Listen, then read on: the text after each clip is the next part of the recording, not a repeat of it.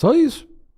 Eu quero a verdade. Se você provar que o catolicismo é a pior coisa que existe na face da Terra, é a coisa mais falsa, não tem problema. Eu praticamente já estudei todas as religiões. Todas as religiões. Entendeu? Então, assim, eu não tenho dificuldade com isso. Como também a questão do ateísmo. Uhum, Então, respeito, jamais agredirei uma pessoa porque pensa diferente de mim, claro. mas assim, me prova, demonstra as coisas, só isso, entendeu? E eu acho que tem que ter essa honestidade intelectual, tem que ter esse interesse e essa busca pela verdade. Eu acho que tem que ter o saber ouvir, né? Saber ouvir o outro que pensa diferente, que argumenta diferente, e saber construir argumentos claros, né? Eu acredito que tem situações que a gente vai conseguir demonstrar se o lado A ou B é mais provável ou não, e tem situações que a gente vai ficar ali, porque falta informação, falta dados, e aí Mas é onde entra o respeito. Você acredita que um ateu pode ser salvo? Alguém de outra religião que não é o cristianismo pode ser salvo? Eu entendo aquilo que Jesus diz nas Escrituras, o ignorante está salvo. Então existe a questão da ignorância inculpável e invencível. Se a pessoa tem uma busca sincera da verdade, né? E ela tem ali os seus motivos e razões para não conseguir ver determinadas coisas, quem vai julgá-la é Deus, não sou eu. Né? Então acho que a gente tem que saber distinguir as coisas. Eu acho que emitir juízos soteriológicos é loucura. É loucura. Sim. Então eu acho que, como cristão, como católico, eu posso no máximo o quê? Explicar e propor aquilo que eu entendo. Agora, emitir juízos no sentido você está salvo, você vai para o inferno, isso é loucura. Porque só Deus conhece o coração e a consciência. Né? E Cristo já dizia, os ignorantes estão salvos. Só que quando ele fala ignorantes estão salvos, ele está dizendo o quê? É aquele desconhecimento que é sem culpa, né? E que é invencível. Ou seja, a pessoa tentou, lutou, buscou, e sei lá por quais motivos, ela estava condicionada a tanta... que ela não conseguiu ver, mas a busca era sincera.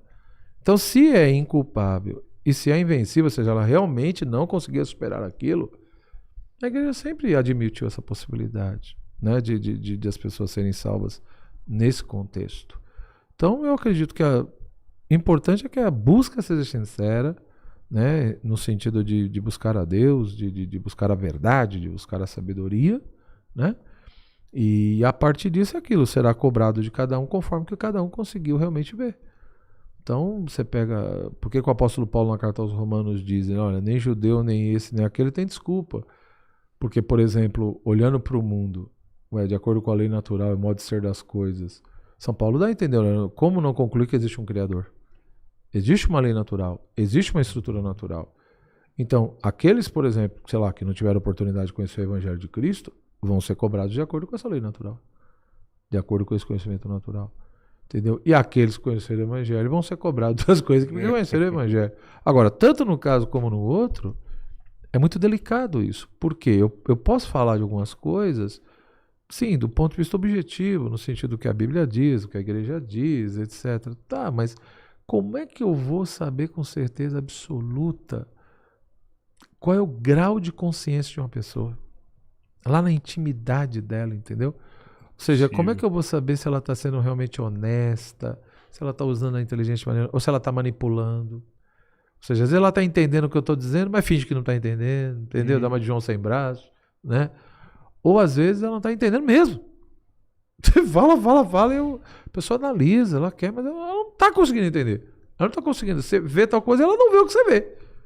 Então, como é que eu vou saber com certeza absoluta essa questão da interioridade, da consciência? Então, eu acho que a gente tem que se segurar um pouco nesse sentido. Eu, pelo menos no meu dia a dia, sendo muito honesto, muito simples, eu procuro acolher, amar, ajudar todas as pessoas que Deus põe na minha vida, independente de quem seja. Né? Ao mesmo tempo, eu procuro deixar bem claro quem eu sou, o que eu acredito, por que acredito no que acredito, né? E com a minha vida, na medida do possível, propor, porque creio profundamente que Jesus é Deus, creio profundamente que Ele é o único Senhor e Salvador, creio que Ele deixou a igreja, né? E tenho os motivos para isso, mas eu acho que o máximo que a gente pode fazer é testemunhar e propor. A fé é uma coisa que se propõe, não é uma coisa que se impõe. As pessoas, Papa Francisco diz isso, eu acho muito interessante, né? Os cristãos devem ajudar o outro, o cristianismo ele deve atrair. A conversão deve ser por um processo de atração. e não de imposição. Acho que isso não...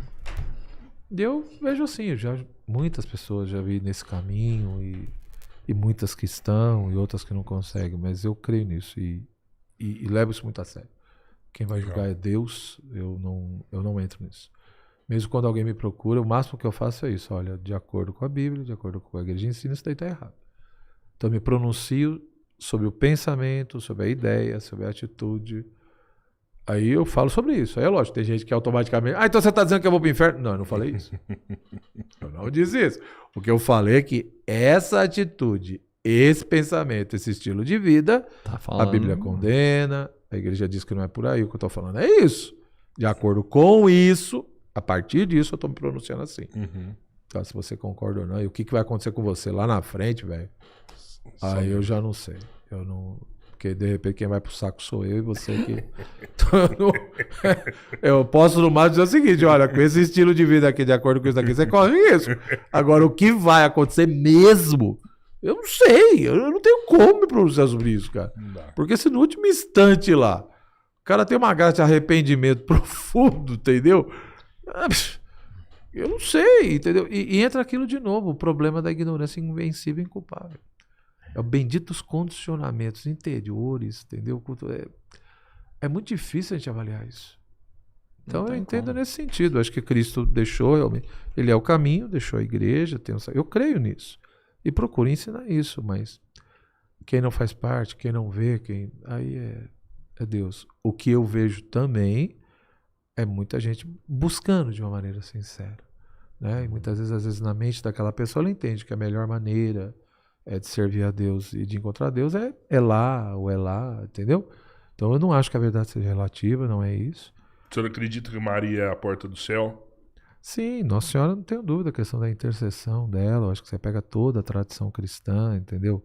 Os padres da igreja, o que muitos colocavam, toda essa importância de Maria, né? Por mais que às vezes o pessoal, às vezes também alguns têm uma compreensão, me parece também um pouco confusa sobre a questão de Nossa Senhora, usa algumas expressões que acabam gerando mais confusão ainda, né? Então, eu acho que às vezes os próprios católicos, alguns às vezes também não sabem expressar de maneira clara aquilo que acredita. E aí isso acaba gerando um conflito entre os cristãos. Sim. Porque às vezes o outro que ouve e vê, fala, peraí, não, isso daí não tem nada a ver não, né? Então, é aquela história, tem que saber distinguir o que a doutrina diz e às vezes as expressões e modo de viver e dizer de alguns católicos, né? Que às vezes tem atitudes um pouco confusas, eu diria. Mas assim, minha mãe era da Legião de Maria, né? Então, desde pequeno eu aprendi a rezar o terço, rezo até hoje.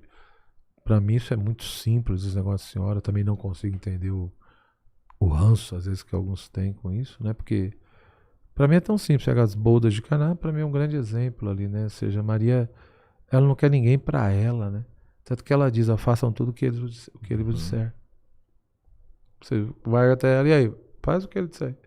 Então, no fundo, parece que para quem é profundamente mariano, uma pessoa que realmente é mariana, ela sabe que a maternidade espiritual de Nossa Senhora é no sentido da intercessão e que, no fundo, se eu, né, amo Nossa Senhora, me parece que a maneira mais eficaz de deixar o coração de Nossa Senhora feliz é fazer o que o filho dela quer. Professor, então, isso obrigado, viu? Obrigado pela aula mesmo, assim, de coração. Foi um prazer muito grande conhecer o senhor. Eu que agradeço o convite, para mim foi uma alegria estar aqui, né? Lógico, sempre é um desafio, né? Um podcast para mim, pelo menos,